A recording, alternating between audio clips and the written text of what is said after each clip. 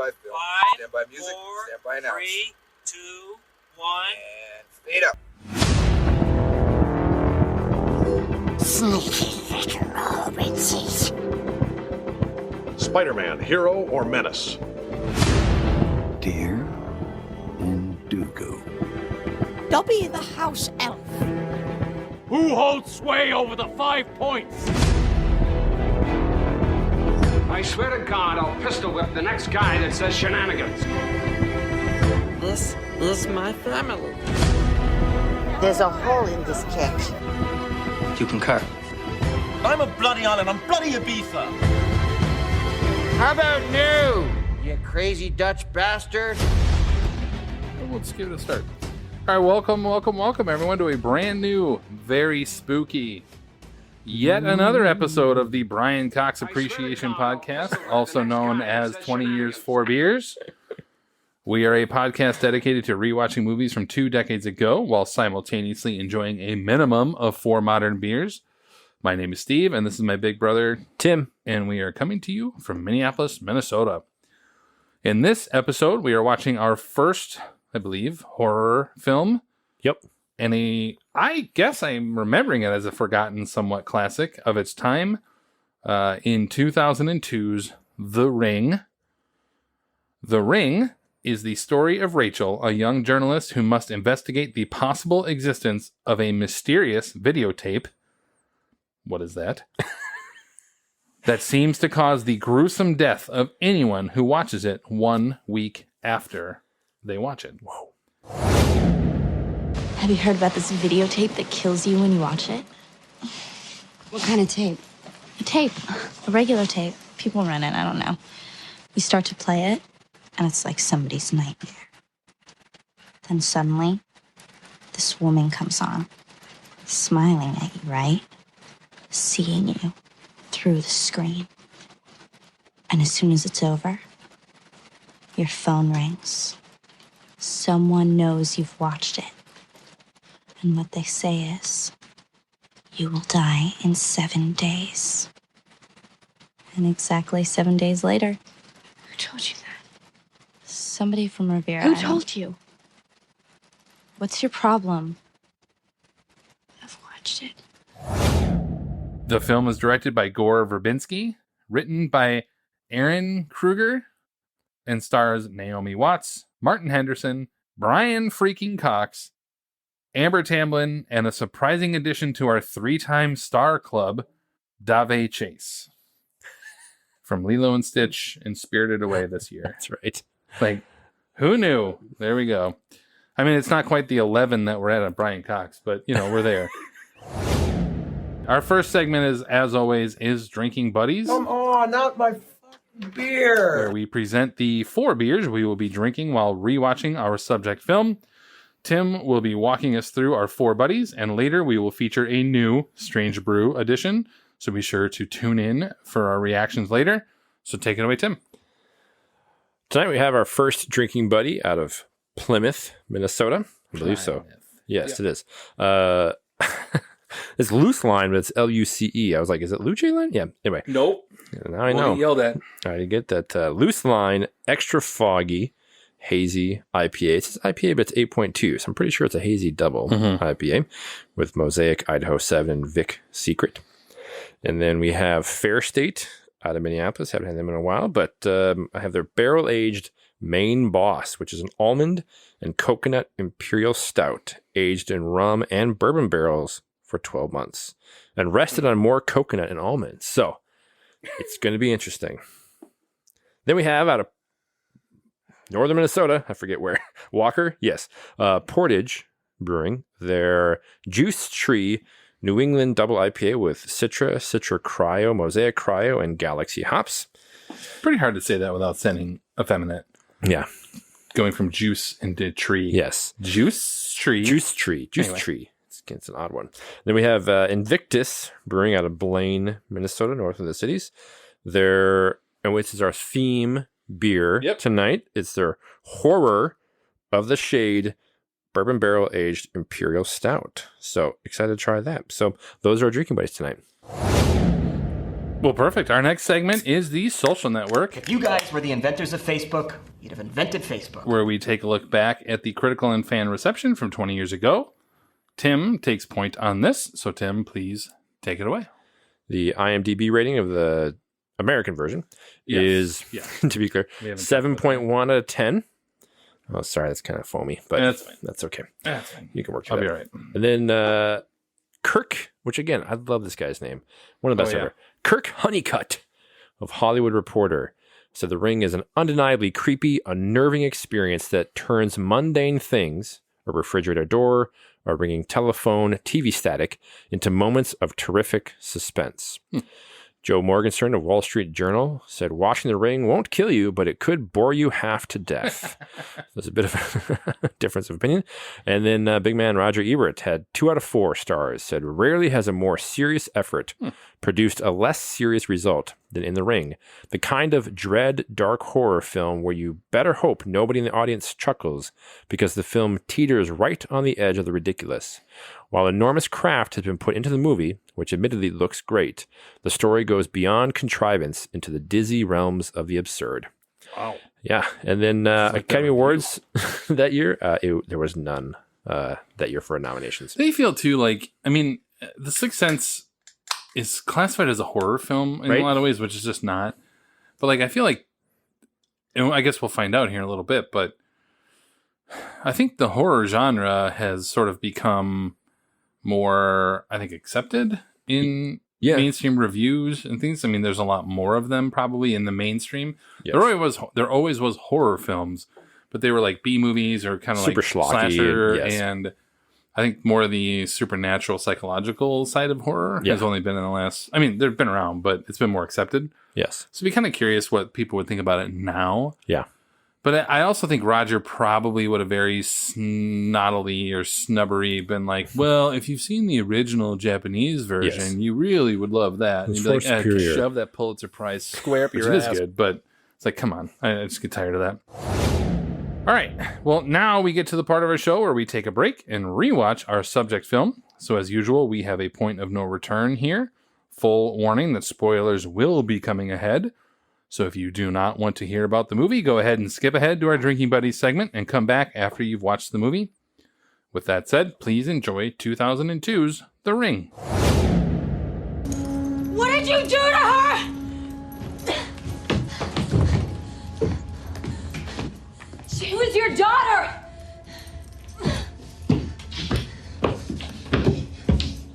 You killed Samara, didn't you? You killed her when your wife My wife was not supposed to have a child!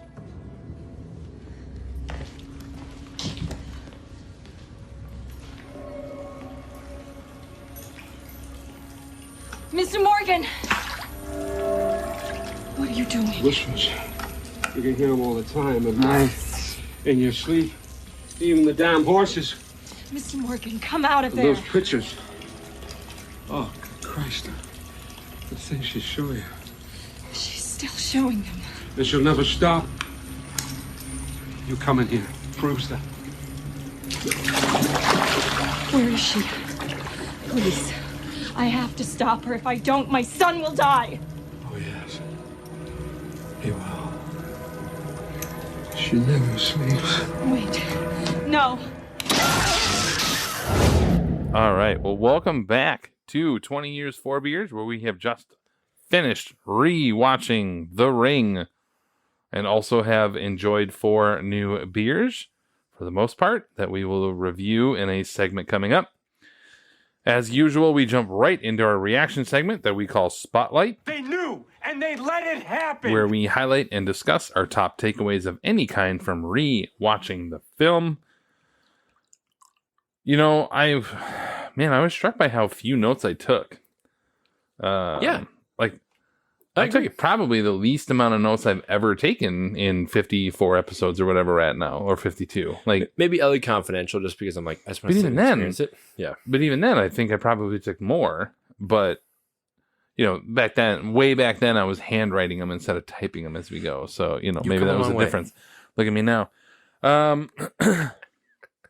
I don't know. Do you have any initial thoughts you wanted to like go over, or I don't know? So I remember when we were coming to watch this that I remember actually hating this film when I first saw it. Really? Yes. Interesting. In the sense of like, it was so drawn out and so like slow paced, and it was all the rage of Hollywood remaking Japanese horror films. This was the first of many to come, and the reviews were just glowing and blah, blah. And I remember truly being in the theater being like, oh my God, get to whatever the resolution is, like move it along. Or at least being bored or like frustrated by it. So I was very curious to see how it would hold up, or maybe different than I remembered it. And I'd say overall, I'm happy we watched it because it was much better than the kind of low bar that I felt that I had set from a memory standpoint. Like, so I'm happy we watched it because it was much better. I have some quibbles, certainly, but it was much better than I remember it in terms of building tension and the stuff. I just had some frustrations in some ways, but overall, it was better than I remember it was 20 years ago. Yeah, I mean, I don't know about better or worse because I definitely really loved it, but I think this is one of the first times in our time that I don't remember the last time seeing it, and it had been like you had said, like it's probably been since last the theater because I didn't like it. And maybe I had watched it once after, but it's been 19 years or so for me. It's one of the first times I've had that. It's weird because like my initial takeaways as we were going through were probably more like generic versus what we'll get to with the ending. Yeah. And my like synopsis did not do a good job early on. Like, I mean, that is at its core what it is. It's a journalist who is forced to do it. Yep. I totally forgot about her kid. Totally. I was like, oh, okay. Like, but having her be the aunt of the initial victim that we discover. Sure. And then, yeah, I was just like, oh, this like kind of grounds it a bit in realism when you have such an absurd premise. Yes. But like, even she comes into it as so like having her be the aunt of a victim, I think was a good sort of classic way of bringing her into this, just like us. She's our proxy, right? Yeah. And so I mean, like if it were just some random journalist who got wind of this or got it assigned to them or something, it would have been like, oh, this seems weird. Yeah. But no, she has this personal connection and then watches the video out of curiosity, and then we're off to the races. Yeah. So part of me initially felt like, oh, that seems like a weird cliche, but then I go, oh, well, maybe this started the cliche or like was early on in that, because we kind of forget 20 years later that, especially with later when the girl comes out of TV, like things that have become sort of a joke along the way, were at the time really good. And so, but no, I thought my initial reaction was just the same thing of just saying like, well, not the same thing as you, but just what we were talking about, like having her be connected, but not be like, that's her daughter and she's got to avenge or something like that, was really good because we could go along with her on this journey. Sure. I will say I was struck by, to that point, that Rachel, our main character, Naomi Watts, did seem, I would say, however, rather unaffected by her niece dying and her son's quote unquote best friend having died 3 days ago. Like, she's pretty just fine with this fine. Like seismic, like it could have been a few weeks later. Yeah, it could have. Yes, I would say like from a time standpoint, but again, I guess it's a 7-day window. Like they have to like. Not really. Is at that point, right? The window was dead. You can still. Yeah. It just was like, I get her being affected maybe outside the presence of her sister and maybe trying to be strong at the wake. Like they have that scene where she could maybe appear to be strong or something on behalf of her sister. But, her mom was like, the first victim's mom was like, you're so close and, she confided in you. And it sure did not seem like they were that close in terms of trying like a grief laden start. I kind of passed my kid up to her so I can go get like plugged outside of the back of a club. Like that's what I put. You know, yeah, that's where we were close. We were only I only agree. close because she was a babysitting mechanism for my son. Like it didn't start off in a way that felt like it was truly grounded in that. Like, really, you would think your niece dying might be okay. All right, I'll go along the ride. But I do agree that it was at least good from to a have proxy standpoint, not from an emotional standpoint. No, a good means of having that audience connect with something that'd be like, yes, why would she be drawn into this to investigate it as a journalist, but then the family connection, and yes, so it's good. So I would say that was when I first thought was like, yikes, she's not feeling that upset about it. One thing that also stood out to me was, we kind of joked about it, but okay, if you get a tape and you are understanding that it's somehow going to lead to your death. Well, all right, I get, but like, they did not accomplish a whole lot of anything in the first like 3 to 4 days. Well, but you don't believe it. I agree. You don't believe it. Who would believe that? Again, I mentioned it to you when you started it. Yeah, but the niece, who would acknowledge 4 that it was kids because die? of only after investigation did she realize this. Sure. But That's in those first 3 days, like, you wasted half your time. In terms of if you have, I guess, but again, it's a pretty. Well, again, if I'm told I got a week to live, but I who am told moving along. You would have to believe it. You would only.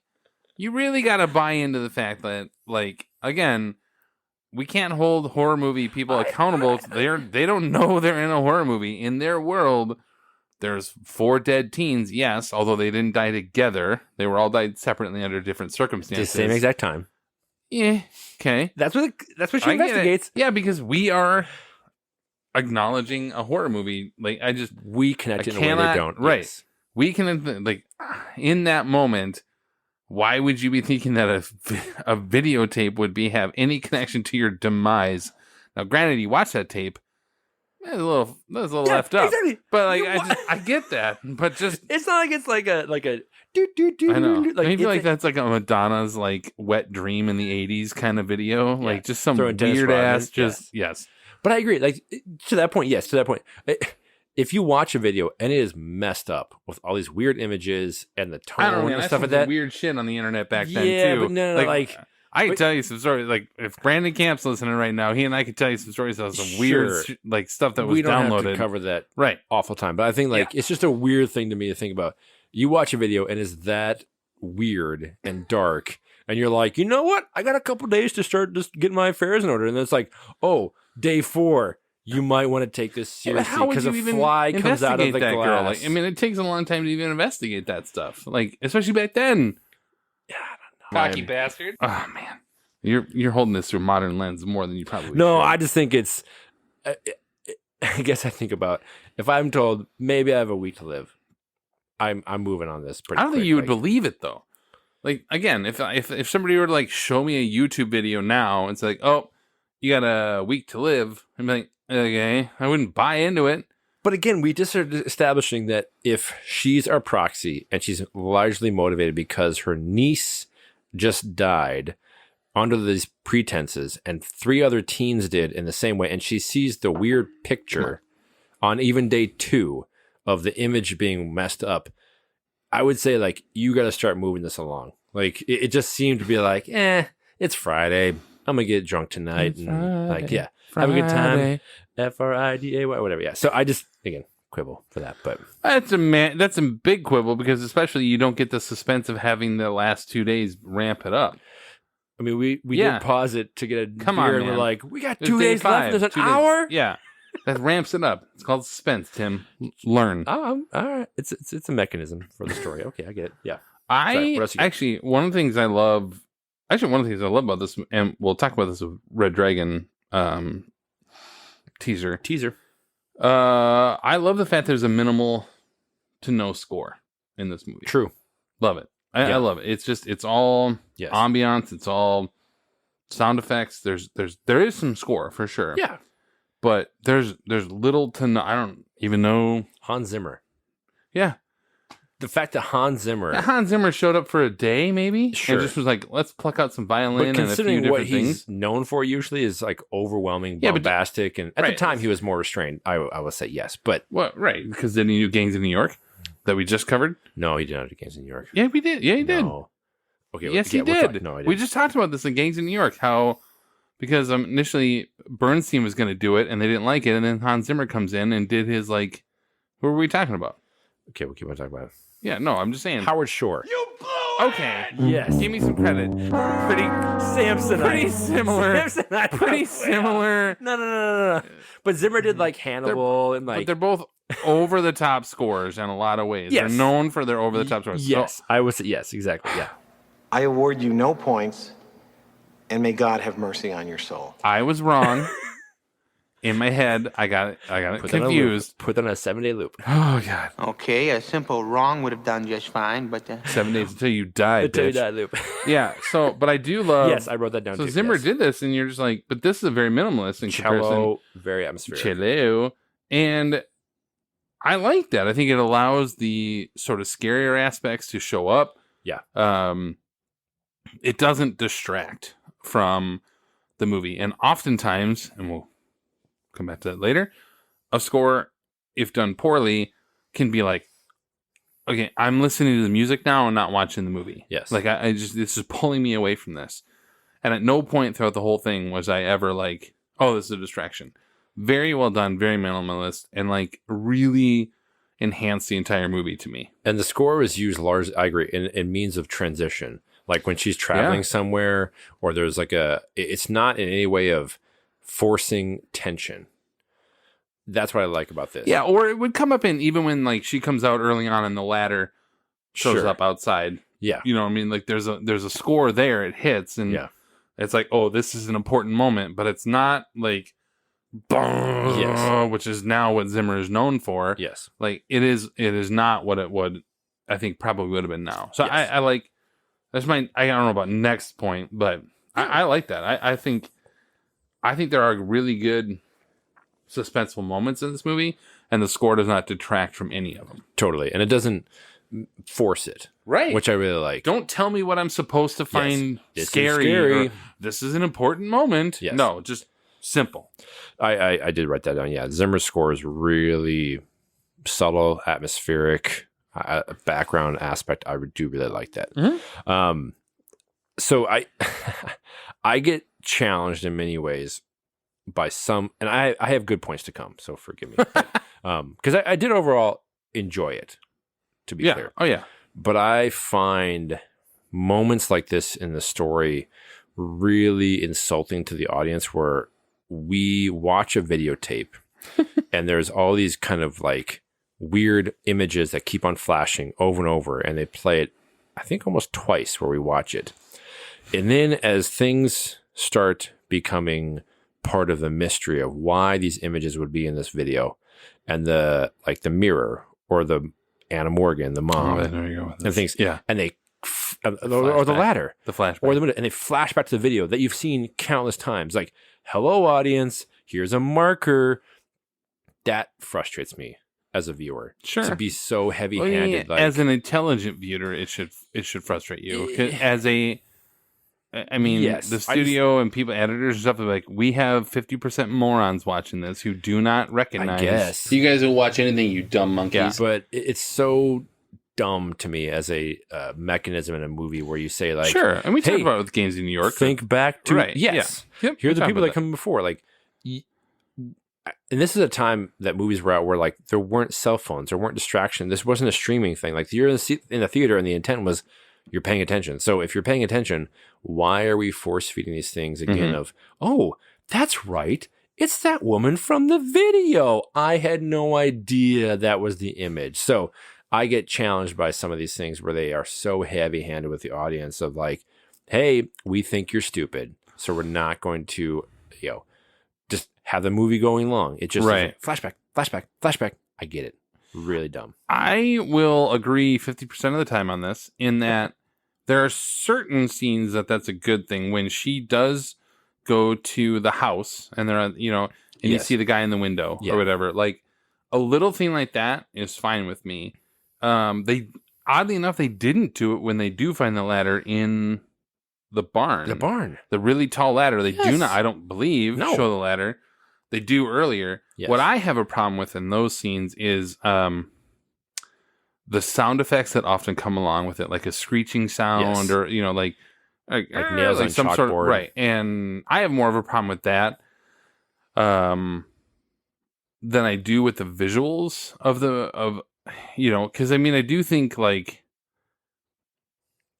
it doesn't bother me as much if you do it the right way. Yeah. In this movie, I think they did it right in some ways, and other times it just felt very forced. Yes.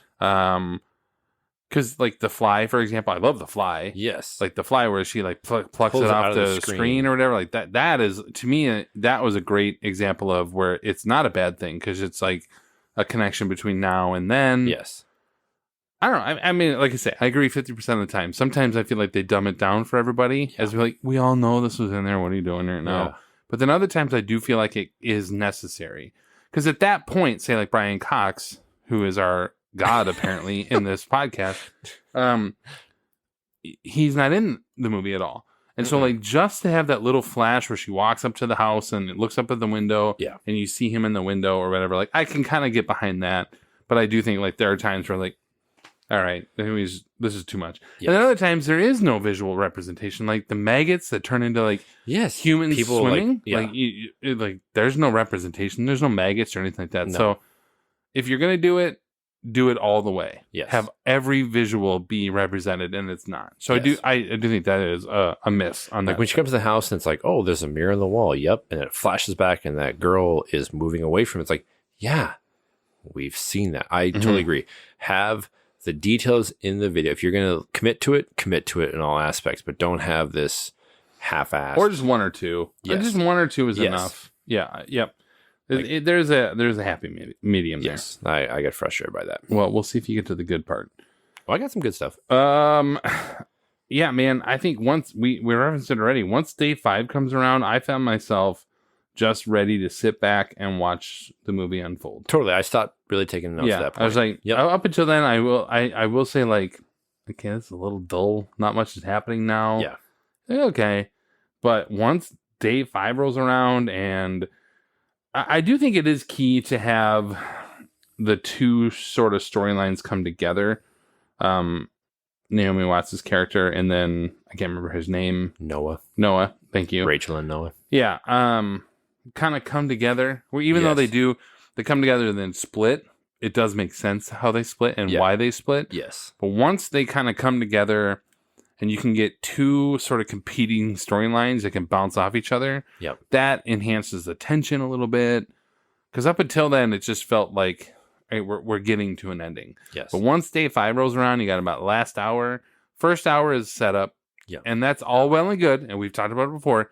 It can be boring if the payoff is, if it delivers on the payoff. I feel it did. Once day 5 rolled around, I think I stopped taking notes. Yeah, I agree. So I struggle. Next quibble. No, here's the thing I like about movies like this is that despite everything I've said before, I struggle with sometimes harsh criticisms of movies like this from the lens of like, oh my God, that's not how real people would react. So I'm just undermining what I'm saying, but because I always have the idea of like, if really people acted like most people act in real life, we wouldn't have movies. Right. Like the intent of some of these things is, or Panic Room or other ones we've watched before, where it's like, you have to act in a way that is a dramatizing storytelling device. Otherwise, somewhat the irony of Truman Show is pre-reality TV. If it's just some dude's life, it's not interesting. So you have to have people making dumb choices to move things forward. So spoiler alert, we're covering that next year and I can't wait. Yes. Oh, so good. Yeah. So I see all these things where I like, yes, you have to do that. Quibble to that is, again, I would say you're pretty cavalier with having other people watching a tape that kills people. Mm-hmm. Like Noah was just going to have his friend watch it that walks in. And it's like, okay. Can we just maybe pump the brakes on broadcasting this to the masses? Because knowing you have the 7 days to live, fine. What really irked me, however, was she leaves this freaking tape at the point where she's now believing it's a real thing in her VCR at home. So then her son watches it. What are you doing, Rachel? That's what really killed me. I get it's a storytelling and it wraps up at the end, so it's fine. But still, I was like, you're seriously just like laying this like ticking time bomb around. I don't know if she laid around. It might have just been in the like. But still. Oh, come on This now. thing has clearly become a thing, I believe, because I pulled a fly out of a TV screen. Shit's getting real. I'm just going to leave it at home, laying about, so my babysitter might watch it. Sure. Or my son. Like, that's where I feel like, okay, again, on the one hand, you have to have dumb choices made so it creates tension. Yeah. Fine. How does The Ring 2 happen if they don't show it to anyone, Tim? I get it's also a franchising thing, which irritates me, but fine. That's fine. So anyway, like those are some of my quibbles. We can talk through the good stuff to come. Well, I've already started with the good stuff. I don't have too many quibbles. I will say, like, speaking of the kid, like, is there anything creepier than a quiet kid in a horror movie? Yeah. Like, it's just, and that kid's good. Yeah. Like, he does a good job, especially when you put a freaking bowl cut on him, like an ugly ass haircut. It's just, I don't think he blinks in this movie. He probably doesn't. And he's got like dark eyes too. Yeah. No, there's nothing creepier than that. Yes. Yeah, creepy kids that like somehow know what's going on behind the I actually scenes. like that about this, of saying like he saw the video and this, like, no other kid like his age had seen it. So then Samara maybe finds a way to communicate to him differently. Yes. I like that idea. And I actually like that it didn't flush it out even more. It was just, why would this kid know those things? Oh, yeah, because Samara's a kid and would sort of like connect to him. I like that. But no, I have a couple of things, but I want you to go on your good. So I can play hardcore spoiler. Yeah, I guess at this point, I guess we so far not too many. Not too many. Yeah, it's exactly. Jaws pops out of the water at the end. So I hate to break it to you guys. Right? Yeah. Sixth Sense. He sees dead people. Oh shit! Sorry. Oh no! You bastard! I trusted you. Anyway, I actually really like the twist that as it's set up and it's starting to come more and more together. Samara, who is this, as we find out the name of this girl, is seen as some type of tragic figure. Where how could these parents have done these horrible things to this girl, locked her up in this barn, and again, how do you go to the bathroom? But they were fine. And the parents wanted a child and it didn't work out. Blah blah blah. So it's all set up with the girl in question that's causing these things, as you've kind of figured out, being seen as a tragic figure. And they are driven, or Rachel is, to unearth this mystery of why this is happening. So they rescue her in a sense of they find the body. It's been thrown down a well. Oh my God, so tragic. And then, yes, to her son's point, like, why did you help her? And I love that connection you talk about where he's got the connection and all of a sudden you realize, oh shit. No, she actually, not to say deserved, but it's justified that the parents did what they did because of what she was doing. You thought, her death was the a evil one. Catalyst for the awful things to happen, the horses and all these things that would come around it, this pestilence in the land. Oh no, it was her. Yeah, she was creating it while she was alive. Exactly. Yeah. And that twist is fantastic. Yep. Where you start to realize, because it plays upon the audience's kind of empathy and the typical type of horror thing where the humans around we talked about Sixth Sense. Yes. The kid is this empathetic figure, and you're like, and that's good. But no, in this, you're kind of assume the kid is innocent. You're like, oh God. Oh no, she is evil. No. Yeah. Pure evil. Yeah. And when they show more of the video of like, no, I want to hurt people, it's like, oh crap. So I will say, and I totally forgot about that. Yeah. From before, where I like love with Noah, that. you mean? Like, yes. Yeah. Once, because I thought Noah died earlier. Yeah. Yep. I remember her coming out of the TV. Oh man. And killing Noah. Iconic. And when we're like 10 minutes left, I'm like, what is? Oh crap. And yes. So Rachel lives because, again, the whole copy tape, fine, whatever. But yes, Noah is still under her, like, she's going to kill him because she's just straight up evil. And so now Rachel's got to figure out how to save her son. So the saving of the child and the well is not a means to an end. It doesn't do anything. It's been useless. Yeah. Largely because what she did to save herself happened 7 days ago. Yeah. And that's always what I wonder. Like, is that why the thing, like her arm disappears at that moment just because it's done then? Yeah. Because you would think when you make a copy, it wouldn't have an impact. Right. Or more to the point, when you make a copy and show someone that, right? So when her son sees it, you would think that it would leave her or whatever. So there's a bit of a flaw there. That's true. Yeah, I'll give like you it that. didn't, Yeah. you know. But I like that twist a lot. The ending is so freaking good in this. Yes. Like, that's my last point. Is the ending is so effing great. Of just like, not only playing off of what we assume that kids are innocent and things like that. Yes. Although in horror movies they're not, and they're always suspect. They're always sus. But that's the thing, is like, you get that. It's the scene in the well and all that stuff. It's creepy. It's really well done up until there.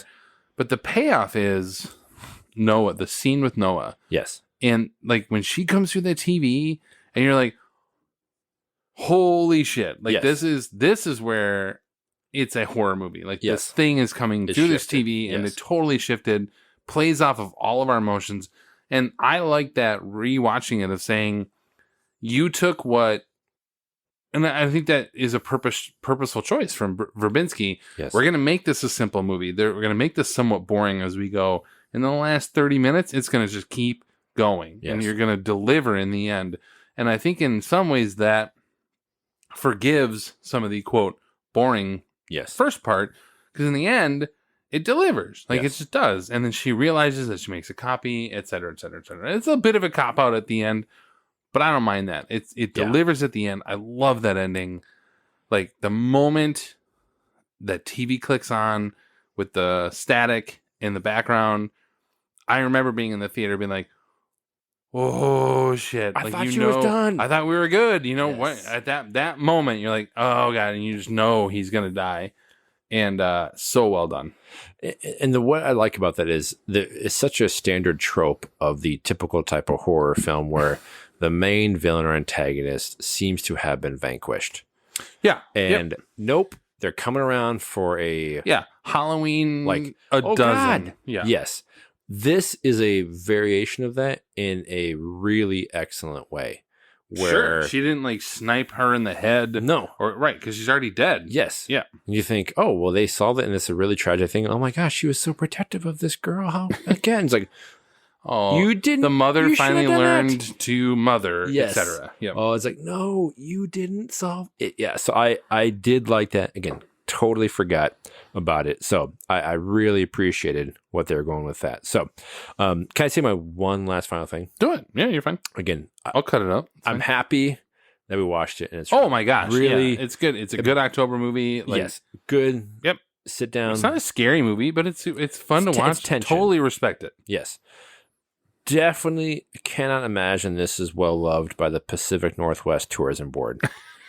Because, man, apparently, again, the stereotype is it's never stopping raining. Yeah, Seattle is dark and rainy. There, because have fun up there because it's going to be dreary and wet. Right. So, and anyway. God help you if you find a well. You will find a dead girl in it. And who builds a cabin on top of a well, though? I mean, seriously. I don't know. Next to it? Who builds things on top of Indian burial grounds? But I never really next want to it. Yeah. Like, it's a clear, prominent well. Like Native American burial grounds. Yes. Yeah. That's trust and respect. Okay. Come on. No, I'm glad we watched it. It was good. So. Oh, I am too. Yes. All right. So as we close out our spotlight segment, we come to our the verdict. I'm going up there. I'm going to try it. I'm going to let the jury decide. This is where Tim and I give our final verdicts after watching the film. And in the event we have a huge argument, there will be no rebuttals. Do you want to go first? Do you have a verdict or no? I do. Go ahead. Only in the sense of you probably wrote it down, but I'm happy we watched did write this. It down. Yeah. It is a far more atmospheric, tension building experience than I remember 20 years ago. Yeah.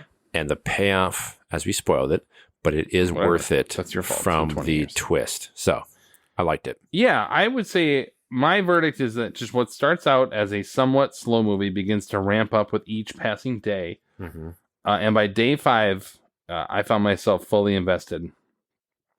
Knowing the ending always affects the level of tension, especially in movies like this, Sixth Sense, any suspenseful movie, horror movie, or whatever, surprise ending, any M. Night Shyamalan movie. Yeah. Like, it can affect it negatively, but I found myself oddly enthralled by the movie again and remembered why this was something unique at the time. It definitely holds up. especially on second viewing. Yep. But if you haven't seen it and are keen for some suspense, not horror. Yes. Again, people who think like, I don't like horror movies, cool, watch this movie. Yep. This is suspense. There's a few moments, especially when she's pulling that string out of her mouth. Yes. Like there's some really creepy things in it, but I would not call it horror. No. I would say go watch it. 4 out of 5 for me. I mean, from a 5-star rating. Yeah, I'd say 3.5 out of 5 for me. Yeah. It's especially like, you know, lost in this is how good of a director Gore Verbinski can be. Totally. We didn't even talk about him, and we're definitely going to talk about the director in Red Dragon again. Spoiler, but like, yeah, really atmospheric, like dark tones. It felt a lot like 28 Days Later, just like that sort of like really gritty style. Yes. So sort of lost in this is like Gore Verbinski, who came off of The Mexican, which I actually enjoyed that movie. Yeah, it's fine. And Mouse Hunt. Yeah. Like this is not a guy who movie. necessarily, exactly. But he did a bunch of music videos. Sure. So really atmospheric, really good. I would say go watch it. Yep, definitely. All right. Well, our next segment is Drinking Buddies, the sequel. Let's get weird. Where we review the beers that we had while rewatching the film and give our ratings out of 5 stars. Tonight we do have a strange brew, so we'll get to that. Tim will walk us back through what we've had so far, and then we will talk about our strange brew. So, Tim, what do we got? We started with Loose Line. Yep. Their extra foggy, hazy double IPA. And to me, this was a really nice start. 4.25 for me. It's a well done, hazy, but not like overly sweet, if you will, where it feels like, So I'm impressed. I don't know if I've ever had anything from Loose Line. It's a good start. Oh, I think I've been there before. I have not been there. Oh, okay. No. Well, you know, good luck because it's really busy. I have a 4 out of 5, not because it's like bad by any means.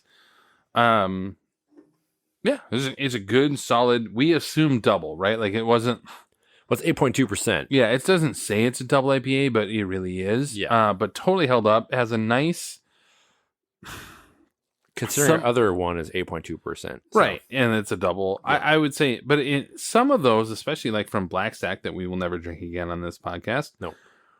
Like, it's got that bite to it, and sometimes it gets worse as you go. This just like stayed where it was. So I had a 4 out of 5. I would, 4.25 exactly. Like it's right in that area. It's very good. Then we had Fair State in Minneapolis. They're barrel aged Maine Boss, which again I'll read for you the details. It's a almond and coconut imperial stout aged in rum and bourbon barrels, and then rested on more coconut almonds. So I had it in the tap room a while ago in a small amount.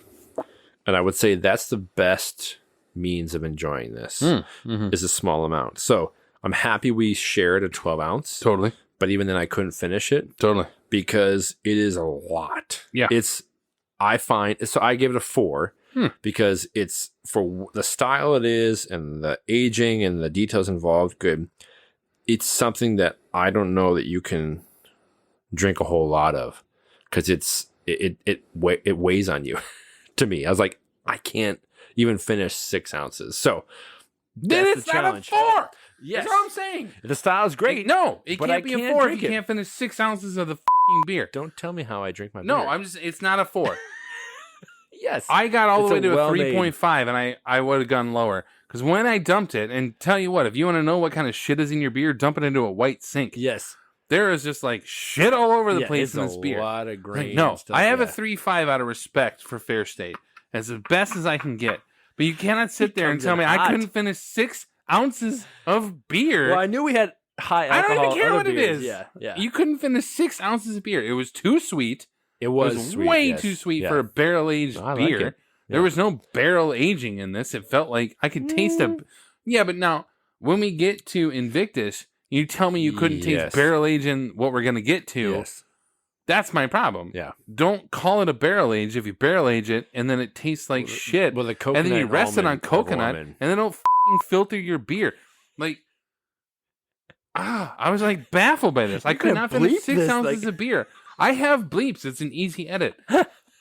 I was just like, you want to, again, Like, I don't understand. Like, if you barrel age it, how bad is your barrel if you can't taste the barrel? Yeah. Like, there was nothing to this that was barrel aged. I don't understand this. We've talked about it in the past with many, and it knocks it down. Yeah. If you're going to claim to be barrel aged, be barrel aged. Like, I don't understand it. So again, I gave it a 3.5 out of 5 because the flavor was there. Of the flavors not barrel aged were there. Not a lot of coconut. I didn't really get a lot of coconut flavor to it, but there was kind of there. It tastes like a macaroon. Yeah, that's true. And the vanilla was there, but it was way too sweet. And that's my thing. Like, if you're going to barrel age it, that's supposed to bring the sweetness down. Yeah. Not enhance the sweetness. Continue. At no point in your rambling, incoherent response were you even close to anything that could be considered a rational thought. There you go. That's good. I couldn't finish. I literally had maybe like maybe half of 6 ounces. I know. Maybe half. I'm like, I think he's dumping it out. I had to go to the it. bathroom, to be fair. And I was like, I'm just going to dump out the beer at the same time. Right. That's good. So yeah, it's yeah. How much did you have in the tap room when you had it? Like a sampler? Yeah, like a taster. 4 ounce or taster? 4 ounce. Okay. Probably, yeah. See, So, exactly. Yes. So about that much. Yes. All right, fine. Yeah, it's good. And then we had Portage Brewing, their Juice Tree. Juice Tree. New England Double IPA. And to me, this is like a 4.25. Yeah.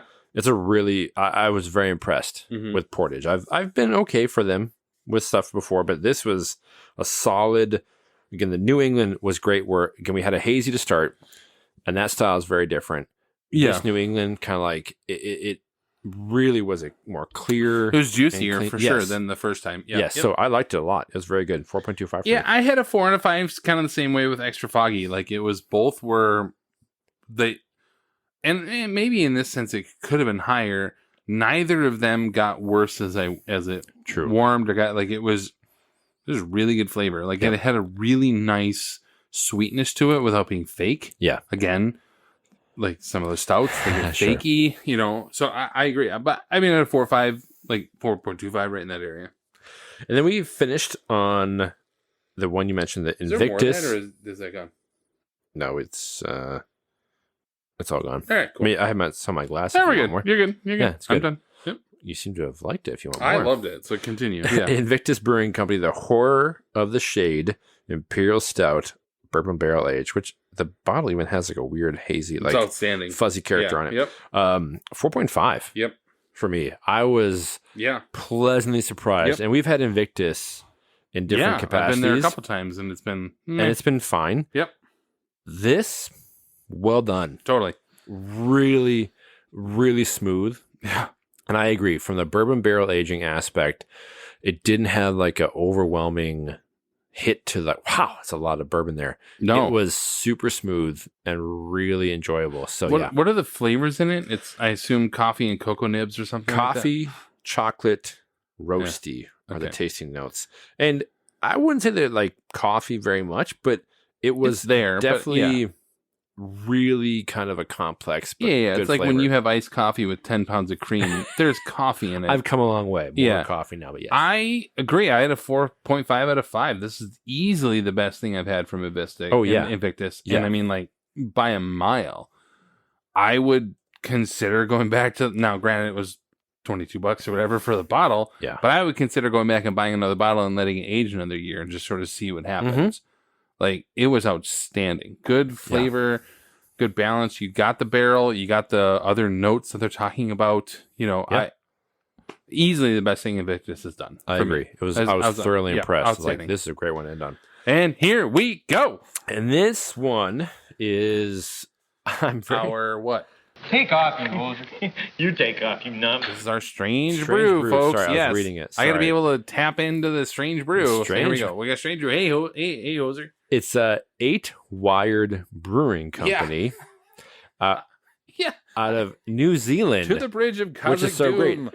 Which is kind of cool because I know. Did you know the two main characters in this movie are both Australian actors? Yeah, I did, and I didn't want to like go to the But exactly. It's a close enough thing here. So this is really cool. It's Opium Cake Imperial Stout, which has been brewed with poppy seeds, lactose, oranges, vanilla, and raisins.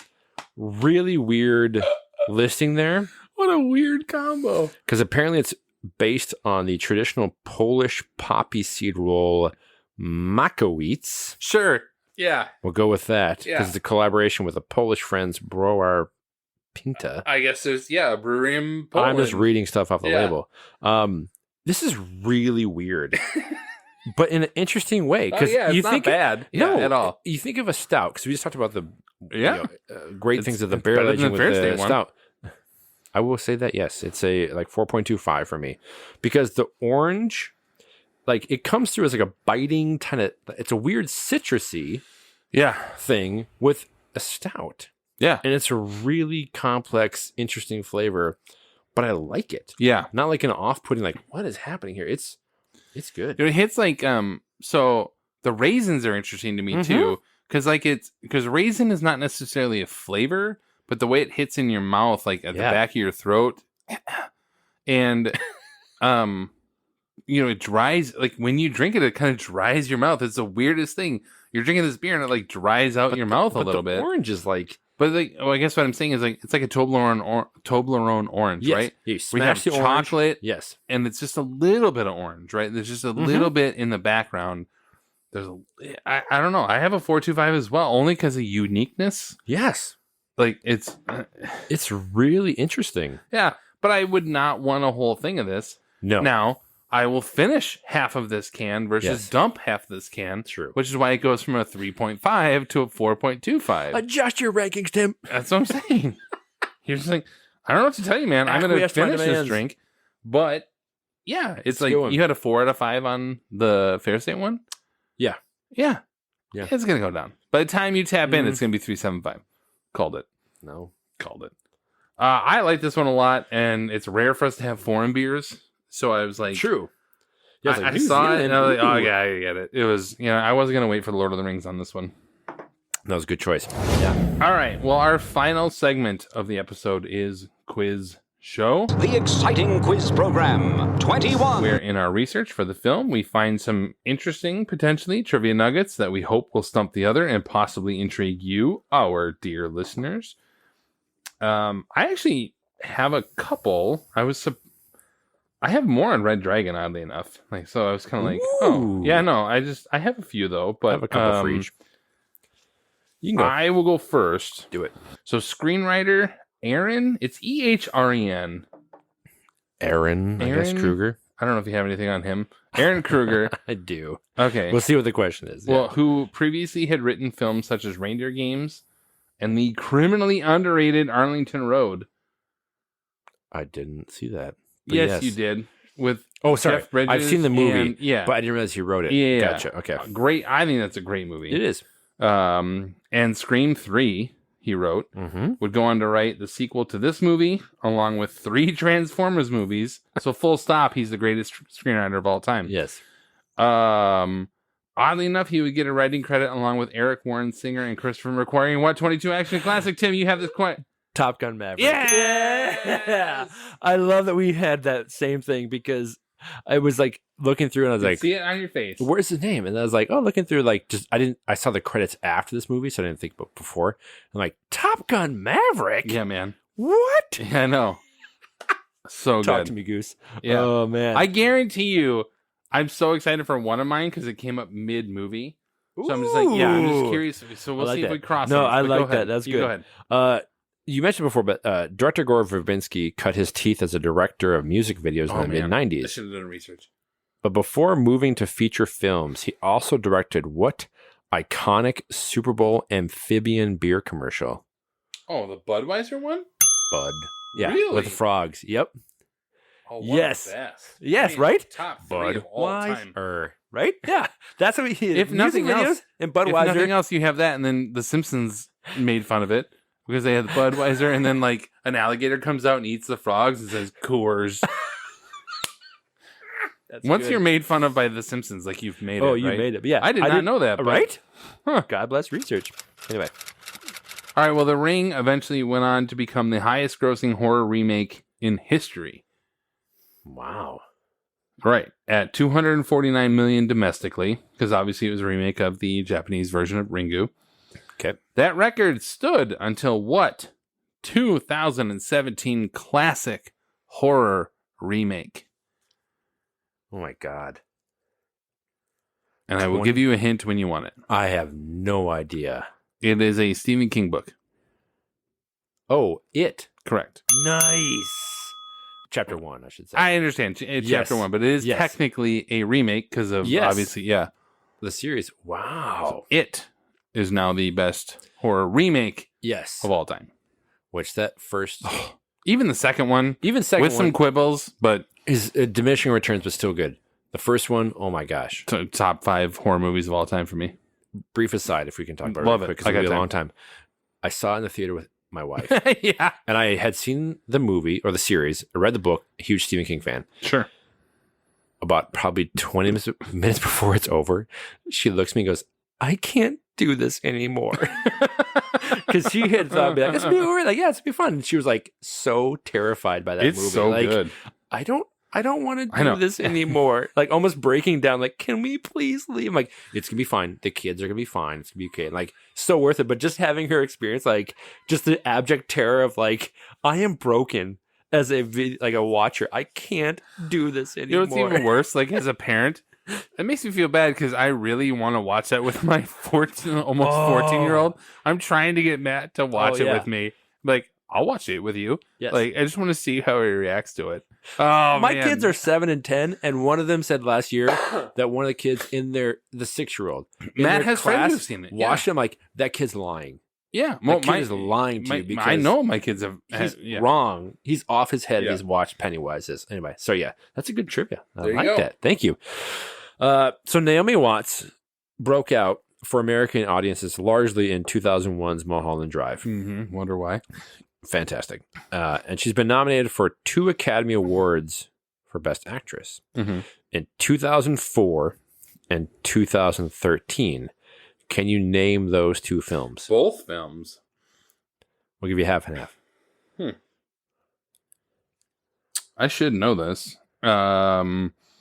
Is 21 Grams one of them? It is. That's 04, right? 04. Yeah. So good. Yeah. And then what was the other year? 2013. Oh,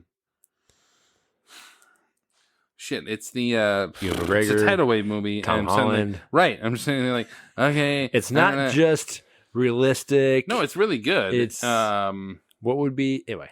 Just tell me. But I'm right because you are. You know, but I can't remember the name of the movie. Yeah, it's the Impossible. Oh yeah. Yep. So she's so good in that movie. Oh, too. so good. Yeah. Yep. Yes. And Tom Holland comes on. I mean, come on. Good. I've got Tommy H. Yes, so good. All right, I'm taking 2. All right. So I have one more. That's it. Okay. Well, then you obviously maybe didn't. Did you catch who plays the doctor in the video with Samara? You remember they got it was the doctor just the voice? hand. Yeah, it's just the hand, but the voice. You didn't catch it, did you? I have no idea. Love it. No idea. Who is it? The actor is Joe Crest, a.k.a. Ted Wheeler from Stranger Things. Whoa. Whoa. Yeah, Nancy and Mike's dad, Joe Crest. I was like, that voice sounds so familiar to me. Wait. Yeah. Like the bump on a language. Yeah. Idiot dad who was just there for like comic relief. Joe Crest. Dude, I would not have even put wow. You like scrambled. I was like, wait a minute, that voice sounds familiar. That sounds like Joe Crest. The fact you know his voice. Oh man, I've seen Stranger Things like a dozen times each season, so I don't know what to tell you. But a good connection to that with like the kid being in the testing facility. So. There you go. Wow. That's real good. Joe Crest played the doctor. I looked it up. I was like, all right, there we go. Never would have known. All right, well, that will bring us to the end of the episode. Stay tuned for our upcoming happy hour on Red Dragon. And also coming soon will be 8 Mile and another movie. TBD. Yeah, more than likely. It'll be more likely it'll be Punch Drunk Love, but we'll find out. We want to say thank you for taking the time to listen and for clicking that like or subscribe button on your devices. Find us on Twitter at years_beers and on Facebook, or head to 20years4beers.com, which I will update at some point. This has been 20 Years 4 Beers. My name is Steve. I'm Tim. And thanks for listening. Thanks. Happy Halloween. The style's great. No, it but can't I be a can't 4 drink if you it. can't finish 6 ounces of the f***ing beer. Adjust your rankings, Tim. plugged outside of the back of a club. We think you're stupid. I'm just undermining what I'm saying. This is really weird. But the way it hits in your mouth, like at the back of your throat. Cut! Cut! Cut!